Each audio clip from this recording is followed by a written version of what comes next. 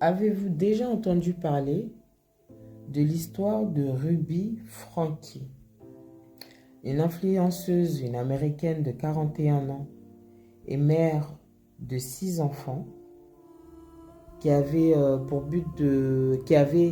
habitude de mettre sa vie sur les réseaux sociaux, son quotidien de mère de famille.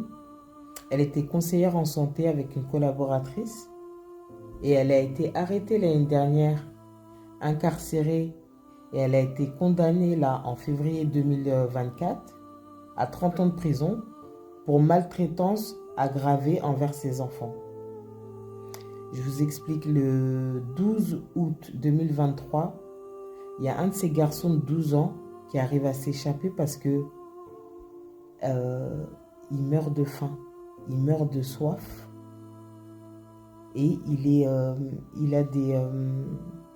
avait du ruban adhésif au niveau des poignets et des chevilles. C'est là que le voisin a décidé d'appeler la police, il y a eu perquisition et ils ont découvert que ces enfants vivaient un cauchemar. Ce que cette maman faisait vivre à ses enfants, je m'en remets pas. C'est tellement choquant. Elle est privée de nourriture. Et en plus, le pire, c'est que j'ai regardé, hein. J'ai regardé pendant pas mal de vidéos et pas mal d'articles. Elle, elle le mettait en scène. Elle disait, c'est son fils, des fois, il lui disait, j'ai faim, maman. Et elle lui dit, non, t'as pas besoin de manger. Mais comment c'est possible? Tu vois que le petit, c'est un petit garçon, il a une tête épuisée, il a des cernes. Tu vois que en fait, c'est les deux. Les deux, je sais pas les autres si ils avaient pas l'air d'être autant maltraités, mais en tout cas, les deux derniers, elle leur faisait la misère. Elle pensait qu'ils étaient possédés. Des fois, elle obligeait son fils à rester des heures sous le soleil.